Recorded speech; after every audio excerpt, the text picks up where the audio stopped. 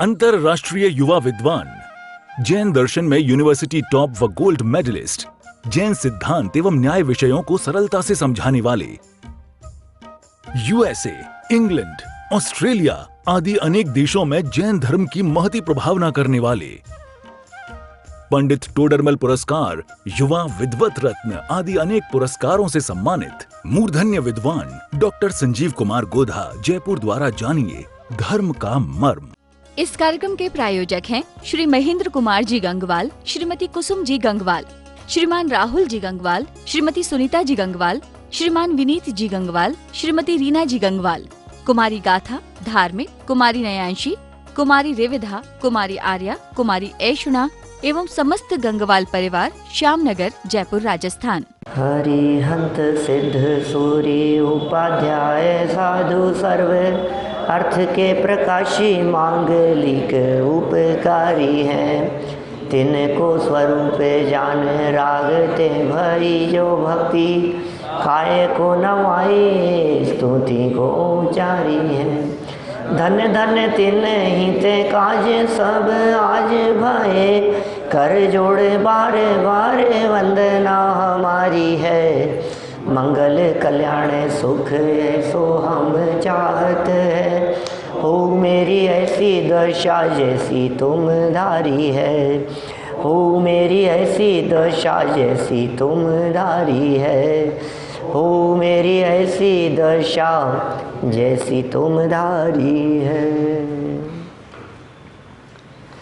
क्षत्र चूड़ामणि नामक ये ग्रंथ और कहानी को काफ़ी आगे बढ़ाते हुए कल तक हम यहाँ पहुँच गए हैं कि राजा गोविंद राज जो कि जीवंदर कुमार के मामा थे,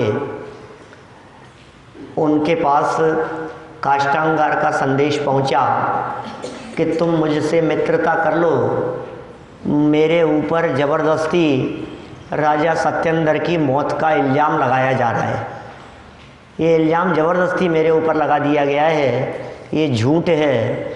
सच्चाई यह है कि किसी हाथी ने जो पागल हो गया था उसने मार दिया, हाँ, और तुम ही आकर के मेरा सहयोग कर सकते हो, मुझे बचा सकते हो। ये बात काष्टांगार ने कही, ठीक है।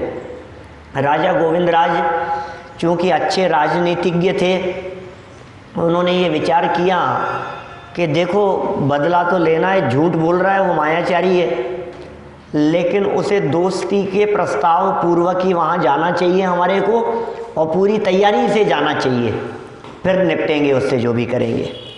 तो ये सब बात ऐसी चल रही थी, और शत्रु को कमज़ोर नहीं समझना चाहिए, यह भी यहाँ बात हुई। देखिए इसी चर्चा को आगे बढ़ाते हैं। थोड़ी मार्मिक बात है। पुण्योदय से ही सभी कार्यों की सिद्धि, प्रतस्थे चाथ संलग्ने पात्र दानादि पूर्वकम, दान पूजा तपःशील शालिनाम किम न सिद्ध्यति। ओहो, देखो आप ऐसे मनुष्य जो दान व्रत पूजन आदि में संलग्न रहते हो, उन्हें कौन से कार्य की सिद्धि नहीं होती? किम न सिद्ध्यति। नीतिकार कह रहे हैं आपका जीवन यदि उत्कृष्ट है, आप यदि धार्मिक विचारों वाले हों और आप यदि शांत और मंद परिणामों वाले हों, तो दुनिया में ऐसा कौन सा काम है जिसकी सिद्धि आपके नहीं होती। देखिए अन्वयार्थ, इसके अनंतर शुभ लग्न में पात्र दानादि पुण्य कर्म पूर्वक जीवंदर कुमार सहित गोविंद राज वहाँ से निकले। शुभ लग्न माने शुभ मुहूर्त में। शुभ मुहूर्त क्या है कि मुहूर्त देख के निकले होंगे क्या? अभी तो योजना बनी है और अभी निकल गए, तो मुहूर्त कहाँ देखा होगा इन्होंने? और मुहूर्त नहीं देखा तो शुभ लग्न कैसे कह रहे हैं? और मुहूर्त यदि देखा तो आपको मुहूर्त सेम डे ही मिल गया, 10-15 दिन बाद, महीने भर बाद निकलता कि नहीं। शुभ परिणामों पूर्वक अच्छा कार्य करने के लिए आपने जो प्रयत्न किया, तो इसका मतलब है शुभ कार्य होने का समय आ गया। यही शुभ मुहूर्त है। परिणामों के आधार पर निर्भर रहे। परिणामों के आधार पर और काम के आधार पर। मैं कहता हूँ ये बतलाइए आप मुझे कि आपके घर में लक्ष्मी आने वाली हो, पैसा आने वाला हो, लक्ष्मी छोड़ो, क्या धन आने वाला हो, तो जब आ रहा हो तो आप ये पूछते हो क्या कि ठहर ठहर रुक जा, अभी मैं मुहूर्त देखूंगा, अभी मत आना? ऐसा सोचता है क्या व्यक्ति? तो कहे यार जब आ रही है तभी मुहूर्त है। क्या किसी भी काल में आए, देखो आप, धन जब आ रहा हो तो व्यक्ति मुहूर्त का विचार नहीं करता। ऐसे ही हम ये कह रहे हैं, अच्छा कार्य जब आपके माध्यम से किया जा रहा हो तो मुहूर्त का विचार नहीं किया जाता है। अच्छा कार्य ही अपने आप में मुहूर्त है। मैं तो कभी कभी यहाँ तक कह देता हूँ साहब, घेवरचंद जी साहब, भगवान महावीर स्वामी चैत्र शुक्ला त्रयोदशी को पैदा हुए, तेरस के दिन, चैत्र शुक्ल तेरस के दिन। हम कहते हैं बहुत अच्छा मुहूर्त है। मुहूर्त देख के पैदा हुए थे क्या? मैं कहता हूँ दिवाली का दिन बहुत अच्छा दिन है ना, मावस होते हुए भी, अरे साहब क्या मुहूर्त है दिवाली का दिन, ओहो कार्तिक कृष्ण अमावस्या का दिन, कि क्यों इतना अच्छा मुहूर्त हो गया? दिवाली है साहब, कि क्यों हो गई? कि भगवान महावीर स्वामी मोक्ष गए थे, मुहूर्त देख के ही गए होंगे। जिस भी तिथि को आप अच्छा दिन कहते हो, मैं आपसे ये पूछता हूँ वो तिथि अच्छी क्यों हो गई? आपको मालूम है पूरे हिंदुस्तान में, पूरी दुनिया में आखा तीज या अबूझ सावा माना जाता है? अक्षय तृतीया, अरे साहब ये तो ऐसी तिथि है, इतनी शादियाँ होती है उस दिन तो बिना मुहूर्त के। ये अबूझ, बूझने की ज़रूरत नहीं है, जानने की ज़रूरत नहीं है। क्या हुआ था भाई साहब उस दिन? वो तिथि इतनी महान क्यों हो गई? वो तिथि इतनी अच्छी क्यों हो गई कि साहब ऋषभ देव ने आहार लिया था उस दिन? क्या तो मुहूर्त देख करके उन्होंने आहार लिया था, या जिस दिन आहार हो गया वो दिन अच्छा हो गया? क्या आप समझ रहे किधर से किधर लगाना है? आप काम ऐसा करो कि वो तिथि, वो मुहूर्त, वो पूज्य हो जावे। जिस दिन सम्यक दर्शन होगा, जिस काल में, जिस घड़ी में आत्म अनुभव हुआ, वेद विज्ञान हुआ, वो मुहूर्त अच्छा हो गया, दिन कोई भी हो, तारीख कोई भी हो, वार कोई भी हो, तिथि कोई भी हो, समय कोई भी हो, काल कोई सा भी हो, काम अच्छा तो मुहूर्त अच्छा, और काम खोटा। अच्छा मैं आपसे पूछता हूँ, मतलब बहुत अच्छी तारीख, बहुत अच्छा मुहूर्त देख करके चोरी करो तो क्या पकड़ में नहीं आएगा? मुहूर्त देख करके किसी की हत्या करो तो पाप का इल्जाम नहीं लगेगा, सजा नहीं होगी? मजिस्ट्रेट देखेगा, नहीं नहीं साहब पहले बतलाओ इसने कौन से मुहूर्त में, कौन सी तारीख को, कितने बज के कितने मिनट पे हत्या की थी, फिर सजा दूंगा। अच्छे मुहूर्त में यदि इसने की थी तब तो ये तो मुक्त हो जाएगा, और यदि खराब समय में इसने यदि हत्या की थी तो इसको फांसी की सजा होगी। क्या करेगा? अपराध का फल भोगने में या अपराध की सजा दिए जाने में मुहूर्त नहीं देखता है मजिस्ट्रेट, तो पुण्य कर्मों का फल प्राप्त करने में भी ये कर्म आपका समय नहीं देखते हैं। कितना स्पष्ट शब्दों में कह रहे हैं, काम अच्छा, अरे जिस समय हमने बरसों से, जन्म से जीवनधर कुमार सोच रहे हैं, जब से गुरु के माध्यम से कही गई कि तुम इस नगर के राजा बनने वाले हो, राजकुमार हो, तब से दिलो दिमाग में ये बात चल रही है कैसे योजना बनेगी, क्या करूं मैं, अपना राज्य कैसे प्राप्त करूं। आज बरसों निकल गए उस बात को, और जब ये घड़ी आ गई कि राज्य प्राप्त करने के लिए कदम बढ़ा दिए, अब बताओ कौन से मुहूर्त की जरूरत है? अच्छा काल आ गया, अब इसका नाम ही मुहूर्त है, अब समय आ गया है। आज तक जो काम नहीं हुआ था वो काम होने का समय आ गया, इसका नाम ही शुभ लग्न है, इसका नाम ही शुभ मुहूर्त है। क्या जो निकालते करते वो सब वो भी मिथ्यात्व में जाएगा? कुछ उपयोगिता नहीं है। देखिए जिनेंद्र देव की प्रतिमाएं विराजमान आदि करने का, मंदिर निर्माण आदि का, प्रतिष्ठाएं आदि होने का, उनमें जरूर समय देखने की परंपरा चल रही है। बाकी तो काम ही खोटे हैं, तुम कितना भी मुहूर्त देख लो उससे क्या होगा? क्या ये गृह प्रवेश के लिए मुहूर्त देखता है, ये दुकान खोलने के लिए मुहूर्त देखता है, ये व्यापार शुरू करने के लिए मुहूर्त देखता है। इनमें क्या दम है? इनमें पाप के तो काम कर रहे हो, खोटे काम कर रहे हो और इनमें मुहूर्त देख रहे हो। और सुनो, होनहार अच्छी होगी तो वो समय भी अच्छा होगा, और होनहार खोटी होगी तो समय भी खराब होगा। एक समय में दो ही प्रकार के आदमी अपना अपना काम करते हैं, एक ऐसा हाँ, अमावस्या के दिन को तो सारा जगत खराब मानता है, लेकिन मैं आपसे पूछता हूँ, अमावस्या के दिन फ्लाइट बुक कराएं तो खाली मिलेगी ना? ट्रेन बुक कराएं तो आराम से रिजर्वेशन हो जाएगा ना? अमावस्या को तो कौन जाता होगा साहब? अमावस्या के दिन कौन सफर करता होगा? सब आप जगह नहीं मिले आपको, क्या जगह नहीं मिले उसमें आपको ट्रेन में? अमावस्या का दिन देख करके जा रहे हो ना, अब आज तो कोई नहीं होगा, सब दिन सब काम होते हैं। ये आपके विकल्प हैं इस तरह के। देखिए, आप ये कह रहे हैं यहाँ पर निश्चय से दान, पूजा, तप और शील आदि का पालन करने वाले मनुष्यों के क्या सिद्ध नहीं होता है, अर्थात उनके सब कार्य सिद्ध हो जाते हैं। कितनी सुंदर बात कही है, ये कितने अच्छे अच्छे काम कहे। आप दान देते हो, आप पूजन कर रहे हो, आप तप करते हो, आप शील और सदाचार का पालन करते हो, सहज पुण्य बनता है। विशुद्ध भावों से आपने यदि ये सब काम किए हैं तो आपको जरूरत नहीं है मुहूर्त देखने की। बस वो बात याद रखना, इतनी सारी जो बातें मैंने पिछले 10 मिनट में आपके बीच में की है, इन सब में आप ये बात ध्यान रखना, जब भी मुहूर्त का विकल्प आवे, कि आती हुई लक्ष्मी के लिए क्या मुहूर्त देखते हो? क्या किसी व्यक्ति ने आपसे पैसे लिए हुए हो और वो कहे कि कल सुबह 8 बजे आऊँगा देने के लिए, तो आप ये नहीं देखो, अरे यार कल मत आना भाई साहब, कल तो अमावस है। क्या सुबह 8 बजे तो मुहूर्त सही नहीं है, तू 8 बजे तो मत आना, बस अपन 2 दिन बाद रख लेंगे, एक बार मैं तेरे को तारीख देख करके बतलाऊंगा, तू कब देना। मैं ज्योतिष जी से मुहूर्त पूछता हूँ, तिथि पूछता हूँ, तब आना देने के लिए। अरे भाई तू कल आ रहा है, तू तो अभी आ जा। फिर वो कहे साहब आप तो मुहूर्त बहुत देखते हो, आज तो खराब दिन। अरे खराब सब ठीक है, तू तो आ जा, आज ही दे दे।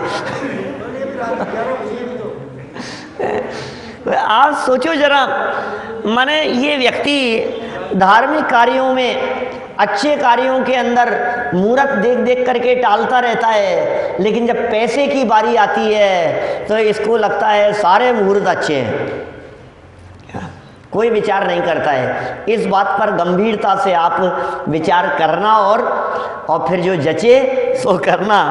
देखिए यहाँ तो क्या कह रहे हैं सरल अर्थ में, तदनंतर एक दिन शुभ मुहूर्त में अरहंत आदि पंच परमेष्ठियों की पूजन करके भगवान का स्मरण किया, जिनेंद्र देव की पूजन करी। माने जिसके चित्त में प्रभु का स्मरण चल रहा है उसका टाइम अच्छा आ गया है, जिसके हृदय से भगवान का स्वरूप और आत्म स्वरूप निकल गया है उसका टाइम खोटा आ गया है। जिसे मंदिर नहीं जाने संबंधी विकल्प आने लगे हैं, कौन जाएगा यार मंदिर, तो समझ लेना खराब समय शुरू हो गया है। और जिसे ये विकल्प आने लगा है कि यार मुझे पढ़ना चाहिए, ये जैन दर्शन क्या है, धर्म क्या है, मुझे समझना चाहिए, मुझे आत्म कल्याण के मार्ग में लगना चाहिए, तो समझ लेना तुम्हारा शुभ मुहूर्त का काल शुरू हो गया है। यही शुभ मुहूर्त है। भली होनहार है जिसे ऐसा विचार आता है कि मैं कौन हूं।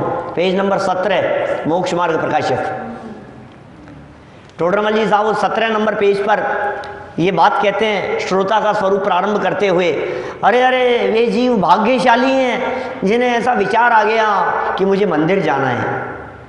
वे जीव भाग्यशाली हैं जिन्हें ऐसा विचार आ गया कि मैं कौन हूँ, ये जनवाणी क्या कह रही है, मेरा क्या स्वरूप है, यह चरित्र कैसे बन रहा है, ये जो परिणाम होते हैं इन परिणामों का क्या फल होगा। जिसे ऐसा विचार आ गया कहते बहुत भाग्यशाली है।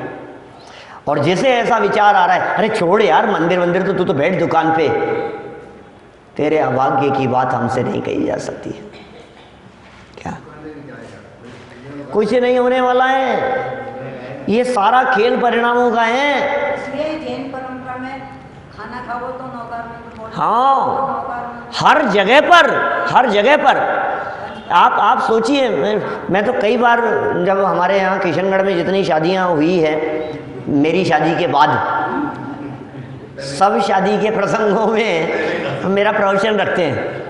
क्या शादी के प्रसंग में तो मैं हमेशा इस तरह की बात कहता हूँ कि मुझे एक बात बतलाइए कि शादी विवाह के प्रसंगों में जब कार्यक्रम शुरू हुआ विवाह का तो देव दर्शन से शुरू हुआ। क्यों साहब, जैन साहब बतलाओ मेरे को। जब शादी संपन्न हो गई, फेरे हुए, तो दुनिया का कोई काम नहीं, फेरे खत्म होने के बाद पहले दर्शन करने के लिए मंदिर। सोचा आपने कभी? शादी करने फेरे हुए पूरे और फेरे होते ही पहले क्या करेंगे साहब? मंदिर। पहले मंदिर दर्शन करने के लिए। क्यों भाई पहले मंदिर क्यों? बारात जाती है तो ही मंदिर में जाते हैं, दोनों को एक साथ ही। बारात आए तो पहले मंदिर, फेरे हुए तो पहले मंदिर, कार्यक्रम शुरू हो तो पहले देव दर्शन से है, मंदिर से। विनायक कहो, कुछ भी कहो उसको, फिर बहू आ जाए तो फिर उसको मंदिर ले जा करके कार्यक्रम की शुरुआत करें। सब जगह पर मंदिर। ये दिखाना चाहते हैं कि सुनो, सब कुछ भूल जाना लेकिन मंदिर नहीं भूलना। क्या और कुछ याद रहे या नहीं रहे, भगवान याद रहे, परमात्मा याद रहे, ये बात दिखाना चाहते हैं। सब कार्यों में बहुत गंभीरता से विचार। देवशास्त्र गुरु की साक्षी में जनवाणी विराजमान करके पूजन करते हैं देवशास्त्र गुरु की फेरों में।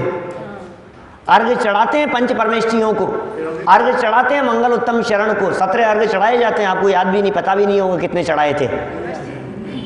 क्या किसी के बेटे की शादी हुई उसमें तो विधान रखा ले रहे किसके? अपने वो दिनेश भाई हैं, हाँ एक उसका आया मालूम। तो मेरा कहने का मतलब ये है, सभी जगह पर धर्म मुख्य है। ये शाम न विद्या न तपो न दानम ज्ञानम न शीलम न गुणो न धर्म है। ते मृत्यु लोके भुवि भार भूता मनुष्य रूपेण मृगाश्चरन्ति। 6th क्लास में पढ़ा था जब हमने, तुमने पढ़ा के नहीं पता नहीं। क्या नीतिकारों ने भर्तरी का लिखा हुआ श्लोक है, क्या लिखा उन्होंने? जिसके जीवन में ये शाम न विद्या नहीं है, जिसके जीवन में विद्या नहीं है, ये शाम न विद्या न तपो न दानम, तप भी नहीं है और दान भी नहीं देता है। ये शाम न विद्या न तपो न दानम ज्ञानम न शीलम न गुणो न धर्म है, ये सब नहीं है।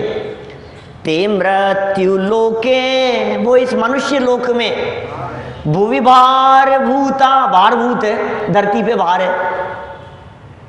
और क्या कहते हैं वो नीतिकार? मनुष्य रूपेण मृगाश्चरन्ति, वो मनुष्य के रूप में जानवर है, पशु है। मनुष्य होकर के भी शरीर तो मनुष्य का है लेकिन अंदर से वो जानवर है, अंदर से वो पशु है। जिसके हृदय में दान तप पूजा शील संयम ज्ञान विद्या नहीं है, वो पशु के समान है। इसीलिए प्रतिदिन करने योग्य हैं, छठ आवश्यक प्रतिदिन करने योग्य हैं। जिनेंद्र देव की पूजन करो, दर्शन करो। अब ये सारे समाज में बुजुर्ग लोग जहाँ भी दिखाई देते हैं, सबकी एक ही भावना रहती है, बेटा शहर से जा तो रहे हैं लेकिन ऐसी जगह मकान लेना जहाँ मंदिर हो। बिल्डर लोग यदि उनको कॉलोनी में फ्लैट बेचने हैं तो पहले बोले जैन मंदिर बना दो यहाँ, तो लोग आकर के इकट्ठे हो जाएंगे, जल्दी फ्लैट बिक जाएंगे। क्यों? मंदिर दर्शन ये आवश्यक है, हमारे यहाँ आवश्यक क्रियाओं में शामिल है। क्यों? क्योंकि जिसके जीवन में जिनेंद्र देव के दर्शन है, जिसके जीवन में स्वाध्याय है, जिसके जीवन में अध्ययन मनन और चिंतन है, समझ लीजिए उसी का सद्भाग्य जागृत हो रहा है। बस ये सद्भाग्य की निशानी है, इसे ही सद्भाग्य कहते हैं। और जो इससे दूर हटा, कहने की जरूरत नहीं है, मन में समझ लो कि यह अभागा है, मन में समझ लो कि इसका दुर्भाग्य फलित होता हुआ दिखाई दे रहा है। मन में ये बात समझ में आ जानी चाहिए कि यार इसकी होनार कैसी है, देखो यार इसको ये चीज़ें समझ में नहीं आ रही है, ये इससे दूर भाग रहा है, इसको यही समझ में नहीं आ रही है। कर्म का फल तो अपने आप ही भोगना पड़ेगा, दूसरा थोड़ी ना आकर के देगा तुझे कोई कर्म का फल। पाप किया है, उस पाप का फल भी तुझे अपने आप ही भोगना पड़ेगा। पुण्य करेगा तो पुण्य का फल भी तुझे अपने आप ही भोगना पड़ेगा। धर्म करेगा तो धर्म का फल भी तुझे अपने आप ही मिलेगा। अपने अपने कर्मों का फल स्वयं को मिलता है। साध्य समझ में आ रही है बेटा? ये जो महत्वपूर्ण बात है, कुछ भी हो जाए, सारी दुनिया के काम एक तरफ और ये काम एक तरफ, ये महत्वपूर्ण चीज है। इससे बढ़कर कुछ नहीं है, इससे श्रेष्ठ कुछ नहीं है कार्य, ये सर्वश्रेष्ठ कार्य है कि साहब हम तो इस चक्कर में उलझ गए और इस चक्कर में बिजनेस नहीं कर पाए और बहुत नुकसान हो गया हमारे तो। कि चिंता मत कर, तू वर्तमान के नुकसान की चिंता मत कर। तूने जो पुण्य बांधा है, तुझे बिना बिजनेस किए हुए इतना मिलेगा कि तुझे बिजनेस की जरूरत नहीं पड़ेगी। क्या तो इस चक्कर में उलझे मत। लोग तुझे बहकाने वाले बहुत मिलेंगे, लोग तुझे कहने वाले बहुत मिलेंगे, हे देखो लगे रहे आप धर्म में, क्या कर लिया, कौन कौन आड़े आया तुम्हारे, फंस गए ना, अब उलझ गए ना, अब कुछ नहीं है, दुनिया आकर के रोटियां डालेगी क्या तुम्हारे को, लगे रहे मंदिर के अंदर। हमने कही थी 2 पैसे कमा लेते तो आज काम आते। कोई बात नहीं, हमने जो कमाया है वो तुम नहीं कमा सकते हो। हमने तत्व ज्ञान कमाया है, हमने परिणामों की शांति कमाई है, हमने सहज रहने की कला सीखी है, हमने वेद विज्ञान की कला सीखी है, हमने परिस्थितियों में किस तरह से सहज और शांत रहा जा सकता है, इस बात को सीखा है जो पैसा कमा करके भी तुम नहीं सीख सकते। और देव के पास तो जाने वाले उनकी डंडी को चुरा चुरा के ले जाते हैं। हाँ लगता था ऐसा। जो चीज हमें मिल गई है ना, ये बहुमूल्य, ये पैसे से नहीं खरीदी जा सकती। बोलो कितना पैसा हो कि परिणामों में शांति हो, कितना पैसा हो कि सरलता हो, कितना पैसा हो कि जो आपको डिप्रेशन से मुक्त कर देवे, कितना पैसा हो कि आपके दिमाग में शांति हो, टेंशन नहीं हो, घबराहट नहीं हो। अरे ये तत्व ज्ञान है, ये असली मुहूर्त बतला रहे हैं यहाँ। ये आप बतलाइए, युद्ध क्षेत्र में जा रहे हैं, समझना, युद्ध के लिए जा रहे हैं। गोविंद राज जीवनधर कुमार साथ में काष्टांगार के यहाँ राजपुर नगरी की तरफ प्रस्थान कर रहे हैं। और इस प्रसंग में ये नीतिकारों ने दान तप अनुष्ठान अनंत भगवान की पूजन भक्ति इन बातों को क्यों दे दिया, और ये पुण्य कर्म और शुभ मुहूर्त की बात क्यों कह दी यहाँ। ये सब करते हुए कुछ कहना चाहते हैं, कुछ बताना चाहते हैं। आप दुनिया का कोई भी काम करिए, लेकिन यदि तत्व ज्ञान और जिनेंद्र देव उनका प्रभु का स्मरण आपके साथ में है तो सब शुभ है। प्रभु स्मरण जहां है सब शुभ है। और नाम याद नहीं आए भगवान का, ऐसा पुण्य किस काम का। मुझे याद आती है वो कौन से कवि की लिखी हुई पंक्तियां हैं, हिंदी में पढ़ते थे। ताक के ऊपर सिल पड़े, सिला पत्थर, उसके माथे पर पत्थर पड़े। किसके माथे पर? पुण्य। पुण्य के संदर्भ में लिखा है। एक अन्य मती कवि ने लिखा है पुण्य के संदर्भ में, ताके ऊपर सिल पड़े नाम हृदय से जाए। वो पुण्य, उसके माथे पे पत्थर पड़े, उस पुण्य के माथे पे, क्योंकि जिस पुण्य के उदय में मेरे हृदय से भगवान का नाम चला जाता है, भगवान याद नहीं आते हैं, मैं क्या करूं उस पुण्य का। उस पुण्य के उदय में, उन अनुकूलताओं में मुझे भगवान याद नहीं आते हैं, मुझे नहीं चाहिए ऐसा पुण्य। ताकि ऊपर सिल पड़े नाम हृदय से जाए, और बलिहारीता पाप की पल पल नाम रटाए। मैं तो उस पाप को अच्छा जानता हूं जिस पाप के फल में मुझे पल पल प्रभु याद आते हैं, पल पल परमात्मा याद आते हैं। बोलो ये अच्छा है, कम से कम भगवान याद आ रहे हैं हमारे को। भगवान भूल जावें ऐसे पुण्य का क्या करें। और होता भी ऐसा ही है, ज़्यादा पुण्य के उदय वालों को समझाना कठिन काम है क्या। और थोड़ा पाप का उदय दिखाई दे रहा हो, संकट दिखाई दे रहा हो, अब आप समझाओ तो उसकी बत्ती ज़्यादा जल्दी जलती है दिमाग की। करने करने को थे। अरे साहब आप बता दो, तू आप मेरे साथ सुनने के लिए, देख तेरे को बताता हूँ। हम मैं कितने बजे आना है ये बताओ। हम 2 साल से कह रहे थे, तब समझ में नहीं आ रही थी क्या। और आज जब बच्चों ने पलट करके जवाब दिया और बहुत टेंशन में थे और हमने तुमसे कही कि आ जाओ, तो मैं आता हूँ यार, कल से आता हूँ। ये क्या हुआ? ये ऐसी है स्थिति। पाप कर्म के उदय वालों को ये भगवान और जनवाणी की बातें जल्दी समझ में आती है, पुण्य के उदय वालों को समझाना कठिन काम है। पुण्य तो आदि में सबसे बड़ा बाधक कारण है। बाधक कारण है ये पुण्य का उदय, बहुत बाधक है ये। जैसे वो मदिरा पी रखी फिर पुण्य के उदय मिल जाए तो अनुकूलता में। देखिए बात बड़ी गजब की कह रहे हैं, कितनी सुंदर बात। अपन ने तो सरल अर्थ पढ़ा है अभी तो इसका विशेष अर्थ में बहुत व्याख्याएं की जानी है। वापस देखिए सरल अर्थ की पंक्तियां। एक दिन शुभ मुहूर्त में अरहंत आदि पंच परमेष्ठियों की, अरिहंत सिद्ध आचार्य उपाध्याय साधु, इन पंच परमेष्ठियों की पूजा करके, नमोकार मंत्र की पूजन करके, पंच परमेष्ठियों की पूजन करके, देव शास्त्र गुरु की पूजन करके, अब पूजन करने के बाद राजा महाराजाओं के जीवन में तो ऐसा होता है, वे पूजन करते हैं और निकल करके दान देते हैं। पूजन करी तथा पात्र जीवों को यथोचित दान देकर राजा गोविंद ने राजपुरी नगरी की ओर प्रस्थान किया। ये तो हो गई घटना। अब नीतिकार कह रहे हैं क्यों भाई उसने ऐसा क्यों किया, पूजन करके क्यों निकला है? कार्य की शुरुआत नमोकार मंत्र बोल करके क्यों की? हम तो ऐसा कहते हैं दिन की शुरुआत नमोकार मंत्र बोलकर और सो तो नमोकार मंत्र बोलकर हैं? बोलो आप क्या कहते हैं? भोजन करो तो नमोकार मंत्र बोलकर, सुबह उठते ही पहले नमोकार मंत्र, सोते समय नमोकार मंत्र। गजब हो गई बात। आप सब जगह नमोकार मंत्र कि हाँ सोते सोते मर गया तो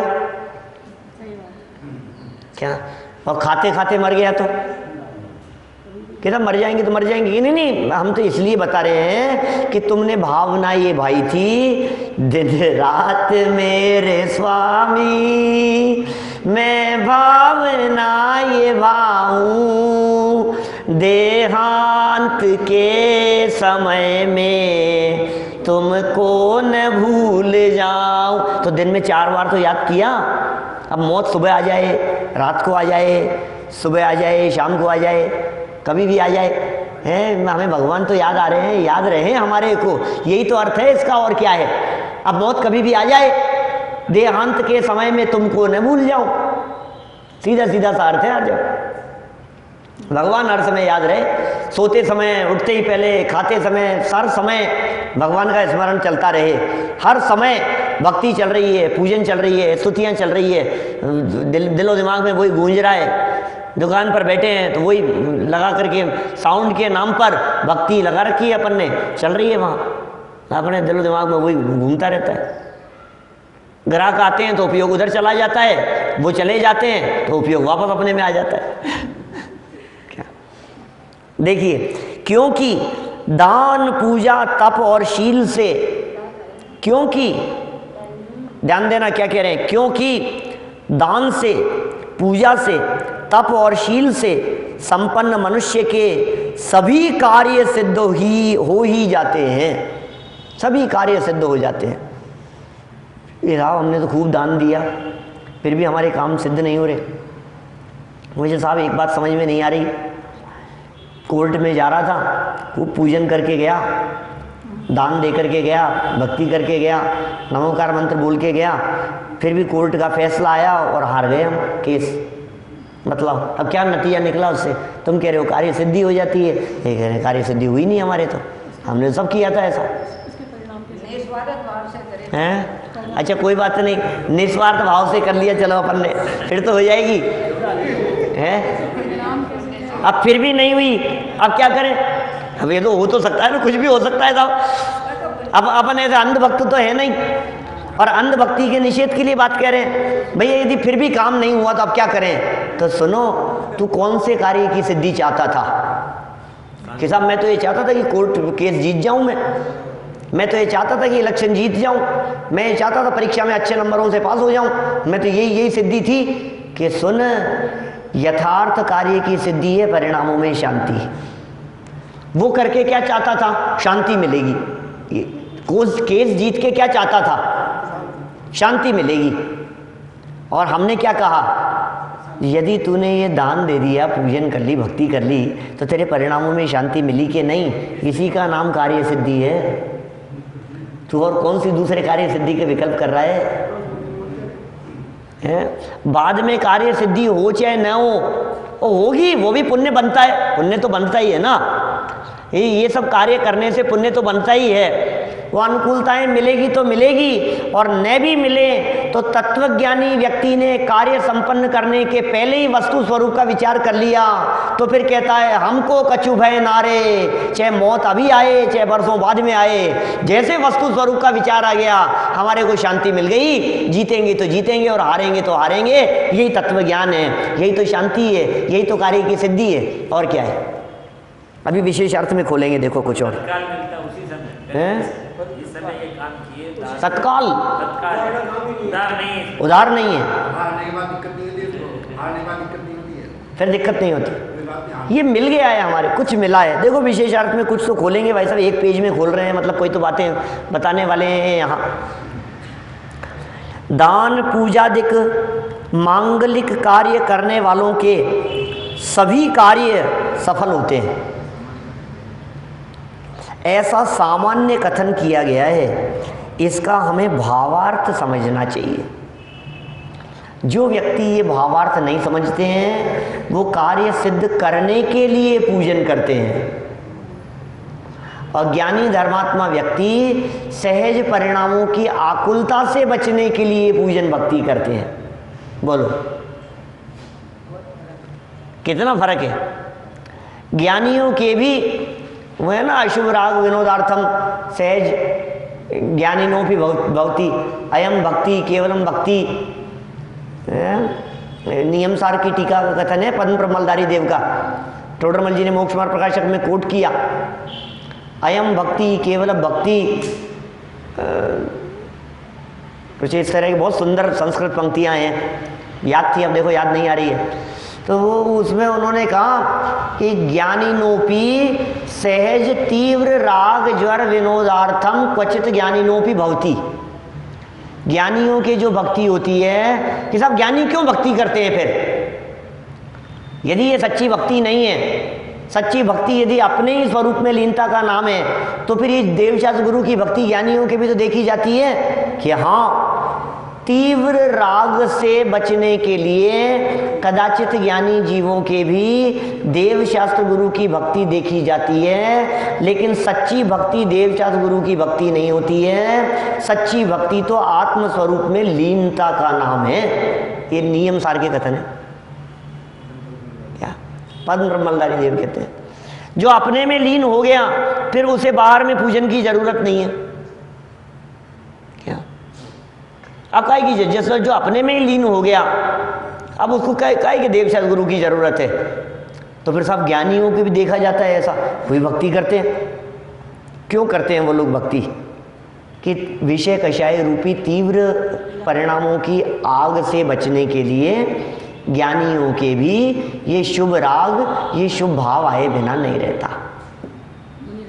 ज्ञानियों के भी इस प्रकार का भाव आता है, ये शुभ भाव आता है ज्ञानियों को भी। देखिए खैर, समय इसका सही यथार्थ भाव समझना चाहिए। जो मनुष्य वर्तमान काल में दान पूजादिक मांगलिक कार्य करता हो, जो व्यक्ति स्वाध्याय करता हो, जो व्यक्ति नित्य पूजन करता हो, जो व्यक्ति जिनेंद्र देव की प्रक्षाल करता हो, जो व्यक्ति आकर के स्वाध्याय करता हो, जो व्यक्ति नमोकार मंत्र का जाप करता हो, जो व्यक्ति भक्तामर का पाठ करता हो, जो व्यक्ति तत्वार सूत्र पढ़ता हो, जो व्यक्ति समय सार की गाथाएं पढ़ता हो, जो व्यक्ति मोक्ष मार्ग प्रकाशक का अध्ययन कर रहा है, ये कह रहे हैं ऐसा जो कुछ व्यक्ति करता हो और उसके पूर्वबद्ध पुण्य कर्मों का योगवशात उदय हो, तो वर्तमान पुण्य कर्मों पर आरोप करके पुण्य कर्मों से कार्य संपन्न हुआ, ऐसा कथन करने की पद्धति आगम में आती है। तत्काल तो होगा नहीं काम तो पूर्व पुण्य के उदय से होगा। आप किसी व्यक्ति को दान देकर के निकले और दुकान पर पहुंचे, और दुकान पर पहुंचते ही क्या हुआ कि वो आपके पास में कोई व्यक्ति बहुत बड़ा ग्राहक आ गया। इस कार्यक्रम के प्रायोजक हैं श्री महेंद्र कुमार जी गंगवाल, श्रीमती कुसुम जी गंगवाल, श्रीमान राहुल जी गंगवाल, श्रीमती सुनीता जी गंगवाल, श्रीमान विनीत जी गंगवाल, श्रीमती रीना जी गंगवाल, कुमारी गाथा, धार्मिक, कुमारी नयांशी, कुमारी रेविधा, कुमारी आर्या, कुमारी ऐशुना एवं समस्त गंगवाल परिवार, श्यामनगर, जयपुर, राजस्थान।